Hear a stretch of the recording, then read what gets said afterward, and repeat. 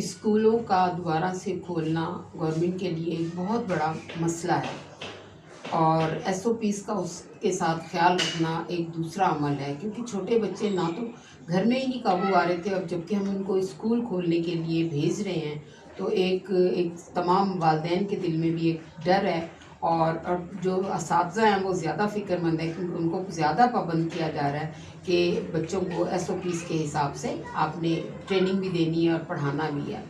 बिस्मिल्लाहिर्रहमानिर्रहीम। Positive life with Tahira Naseem.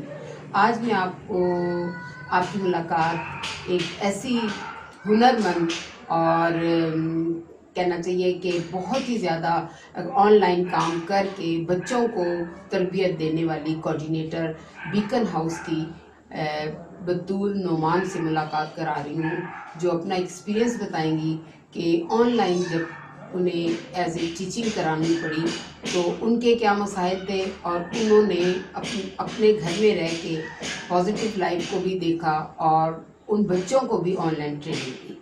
कैसे हैं बतूल आप? मैं बिल्कुल ठीक है। आपने इस दौरान जो कि कोरोना का इतना सख्त मरहला था उसमें आप लोगों का किरदार जो है काबिले मतलब फ़ख्र है कि आपने बच्चों को घर में भी काबू करके रखा और उनको ऑनलाइन टीचिंग करवाते रहे। तो इसमें आप मुझे अपना एक्सपीरियंस बताएंगी। बाकी उससे तो हमें पता चलता रहता है, लेकिन सबसे बर्निंग जो है आपका है टीचिंग का। तो टीचिंग के हिसाब से ज़रा मुझे अपना बताएं कि आपने क्या किया इस दौरान। पहले तो मैं बहुत शुक्रिया अदा करना चाहूँगी मैम ताहिरा नसीम का कि उन्होंने मुझे ये मौका दिया कि मैं पॉजिटिव लाइफ के बारे में और टीचिंग के हिसाब से पॉजिटिव लाइफ के बारे में बात करूँ। और जैसे कि आपने बताया कि बच्चों को काबू करना और खुद टीचिंग करना ऑनलाइन, ये एक ज़ाहिरी बात है मरहला था, हम लोगों के लिए एक बहुत बड़ा चैलेंज था।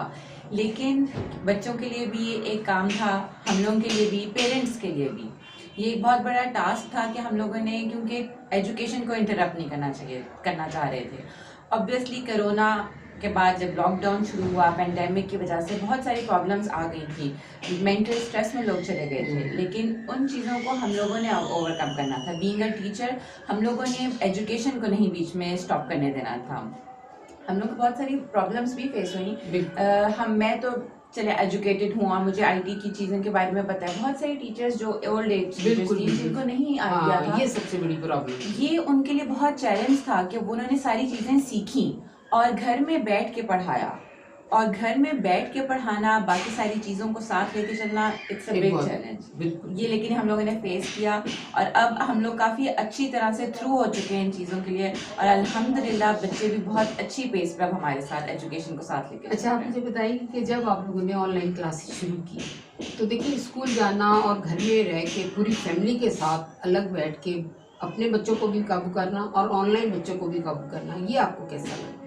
ये तो एक सही में एक टास्क था, एक बहुत बड़ा मरहला था, क्योंकि मेरा बेटा बहुत छोटा है, अभी 1.5 साल का मेरा बेटा है।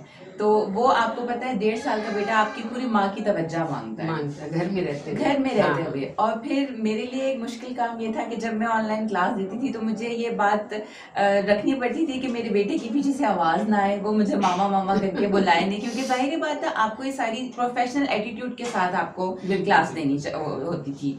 तो ये मेरे लिए बहुत बड़ा काम था कि मैं बच्चे को भी देखती थी, उसको सुला के फिर मैं क्लास लेती थी, और फिर मीटिंग्स जो हम लोगों की टीचिंग के बाद हम लोगों की मीटिंग्स होती थी, वो हम लोगों की वीकेंड्स पे भी होती थी।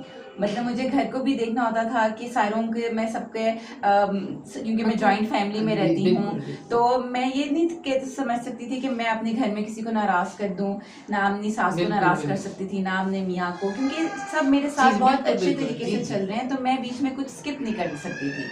तो मैंने वो सब कुछ लेके चला। मेरी सास ने मुझे बहुत सपोर्ट किया इस काम में, मेरे हस्बैंड ने मुझे बहुत सपोर्ट किया, और वो मेक श्योर करते थे कि मेरा बेटा उस टाइम पे मुझे तंग ना करे जिस टाइम पे मैं ऑनलाइन क्लास दे रही हूँ। ये तो देखिए ना, आपको भी फील हुआ होगा कि जब हम जॉइंट फैमिली में रहते हैं और एक जिम्मेदारी भी अदा कर रहे होते हैं तो आपको खुद फील हुआ होगा कि घर स्कूल जाके ड्यूटी देना और घर में जॉइंट फैमिली को खुश रखना ये भी एक ड्यूटी, ये भी एक ड्यूटी तो उसमें आपको ये यकीनन कुछ मतलब है, आप नेगेटिविटी में तो नहीं कभी आए, कभी हाँ, काम का बोझ ज्यादा पड़ा हो, कभी ऐसा। ससुराल वालों ने आपको तंग किया हो? स्टार्टिंग में मैं बहुत नेगेटिव उसमें चली गई थी कि मैं छोड़ दूं अपनी जॉब, लेकिन फिर मैंने अपने आप को सोचा कि ये मैं उन बच्चों के लिए कर रही हूँ जो घर में बैठे हुए हैं और उनको एजुकेशन चाहिए इस टाइम में।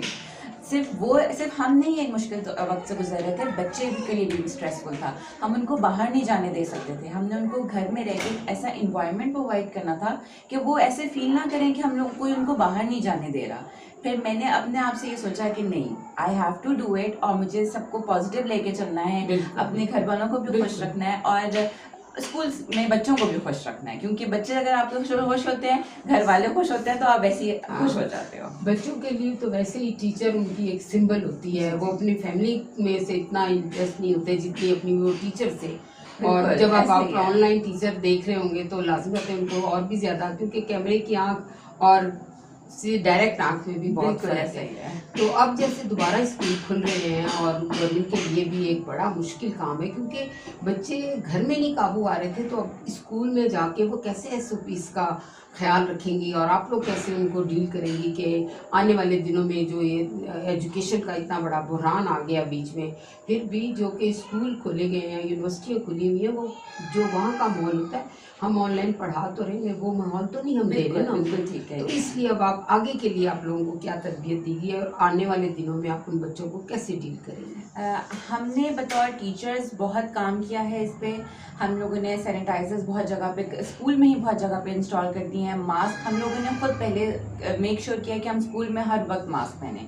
और हम लोग ऑनलाइन भी अभी फ़िलहाल पेरेंट्स को यही कह रहे हैं कि आप बच्चों को ये तलकीन करें कि उन्होंने मास्क लाजमी पहनना है। देखिए, अगर आप मास्क बच्चों को ये नहीं बताएंगे कि उन्होंने मास्क पहनना नहीं है, तो देखिए ये आपके बच्चे के लिए ही बेहतर है। हाथ धोना, मास्क पहनना, बच्चों से फासला रखना, क्योंकि अब हम इस बारे में बहुत एहतियात कर रहे हैं कि बच्चे एक दूसरे से फासले पे बैठे हैं। इसीलिए हम लोगों ने ग्रुप्स डिवाइड किए हैं बच्चों के, कि आधे बच्चे एक दिन आए, आधे बच्चे एक दिन आए, इसी लिए ताकि बच्चे फासला रखें।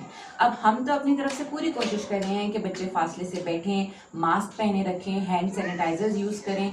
लेकिन मैं पेरेंट्स को भी ये एक एडवाइस छोटी सी करना चाहूँगी कि वो बच्चों को ये उनके लिए इनकलकेट करें उनके लिए कि आपने मास्क नहीं उतारना अपना, चाहे कुछ भी हो जाए, मास्क बहुत ज़रूरी है, हैंड सैनिटाइज़र बहुत ज़रूरी है। हाँ, अब मैं तो ये समझती हूँ बतूल के जो काम आप लोग कर रहे हैं वो बेहतरीन काम है और हमारी आइंदा आने वाली कौमों के लिए एक बहुत बड़ा ये हम पूरी दुनिया को ये दिखा देंगे कि हमने घर में रहते हुए और स्कूल जाने के बाद हमने जो है ये कोरोना का रेट जो है पाकिस्तान के लिए काबिल फ़ख्र बात है, ये मैं आपको बताना चाहूँगी। अब जबकि तमाम इसका हमने इसकी रेट लिस्टिंग की है और हमने इसके बारे में सारी जितनी भी मालूमात थी उनको यकजा किया है, तो ये हमारे लिए एक बहुत बड़ी खुशकिस्मती है कि हमने बहुत जल्दी इसके ऊपर काबू पाया। तो उसकी वजह यही है कि अभी हम इतने तरक्की याफ्ता मुल्कों में शामिल नहीं होते, लेकिन हमने इस पे जान की बाजी लगाई है और हम इसमें कामयाब हो गए हैं। और मैं आपको नहीं बल्कि आपके तमाम जो इस फील्ड से ताल्लुक़ रखती है असातिज़ा हैं, उनको मैं खिराज तहसीन पेश करती हूँ कि उन्होंने ऑनलाइन में भी, और अब जब स्कूल खुलेंगे तो आपकी भारी जिम्मेदारी आपके कंधों पे है कि आप उन बच्चों को लेके एक ऐसे रास्ते पे चलें कि उनके अंदर एक आने वाले दिनों में एक अच्छी अवेयरनेस पैदा हो और वो बच्चे जो कि हमारी कल का मुस्तकबिल हैं और वो अभी से तैयार हो जाए कि जब कोई नागहानी मुसीबत हम पे आती है तो हमने उसको कैसे लेके चलना है। इसके साथ ही मैं आपसे आज के वीडियो की इजाज़त चाहती हूँ। थोड़ा है, थोड़े की ज़रूरत है। अल्लाह हाफ़िज़।